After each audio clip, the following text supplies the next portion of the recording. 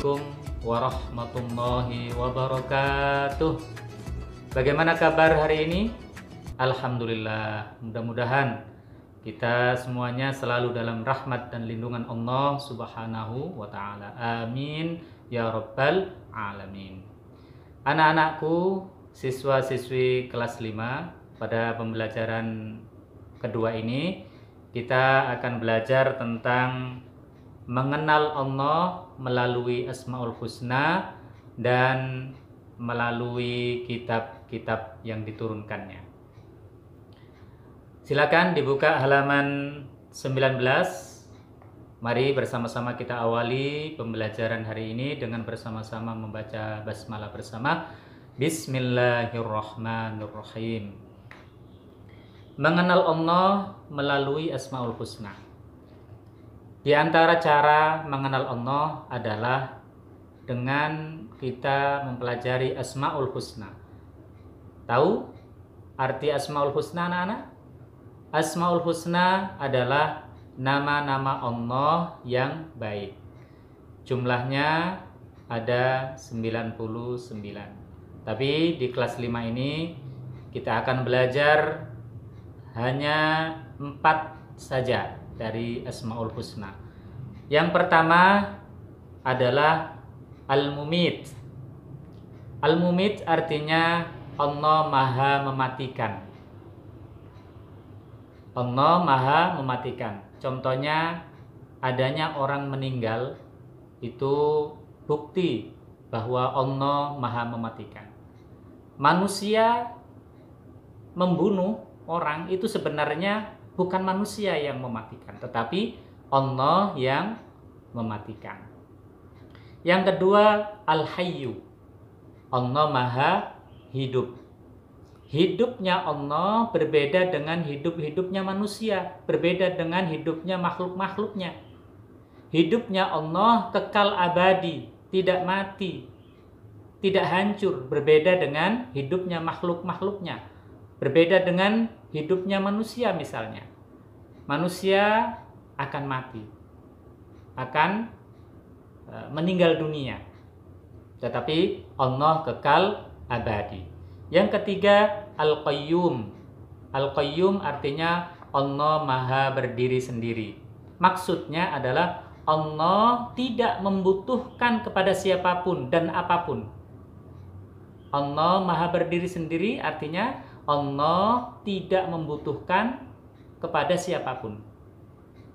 Allah menciptakan manusia, Allah tidak membutuhkan manusia. Allah menciptakan malaikat, Allah tidak membutuhkan malaikat. Allah menciptakan jin, setan, Allah tidak membutuhkan jin dan setan. Allah menciptakan semua alam semesta ini, Allah tidak membutuhkan alam semesta ini. Itu artinya Allah Maha Berdiri Sendiri, tidak membutuhkan kepada siapapun.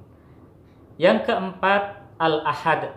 Al-Ahad artinya Allah Maha Esa, Allah Maha Satu. Artinya hanya satu-satunya yang berhak disembah adalah Allah Subhanahu wa Ta'ala.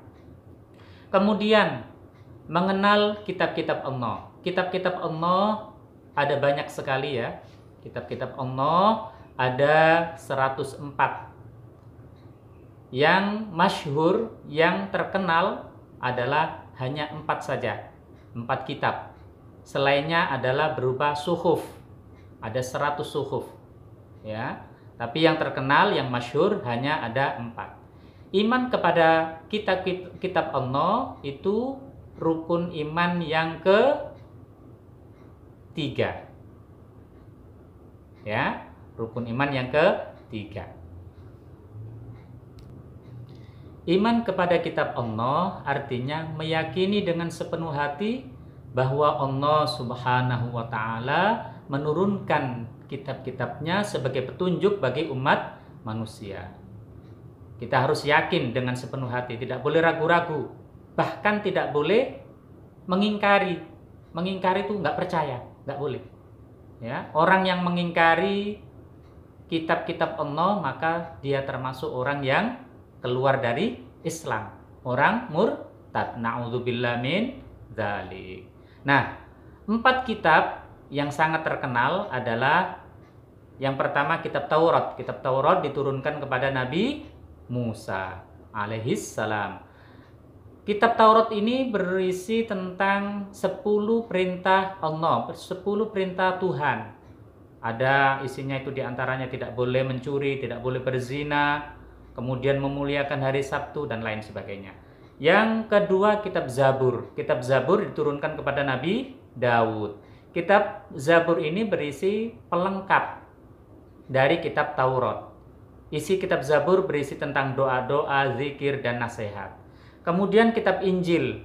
Kitab Injil ini diturunkan kepada Nabi Isa. Di dalam kitab Injil diantaranya adalah dalam isinya kitab Injil berupa ada kabar gembira bahwa akan datangnya Nabi terakhir yaitu Nabi Muhammad SAW. Jadi nama Nabi Muhammad sudah ada di kitab Injil. Kemudian kitab yang terakhir yaitu kitab Al-Quran diturunkan kepada Nabi kita Muhammad SAW. Kitab Al-Quran adalah kitab terakhir. Kalau misalnya ada kitab selain Al-Quran yang diturunkan, misalnya di zaman sekarang, ya, kitab menjadi kitab suci, maka itu pasti kitab yang palsu. Karena kitab Al-Quran adalah kitab yang terakhir diturunkan kepada para nabi, ya, khususnya kepada Nabi Muhammad SAW. Ini sekilas ya tentang mengenal Allah melalui Asmaul Husna dan kitab-kitabnya. Mudah-mudahan bisa difahami ya. Kita ucapkan hamdalah bersama-sama. Alhamdulillahirabbil alamin. Wassalamualaikum warahmatullahi wabarakatuh.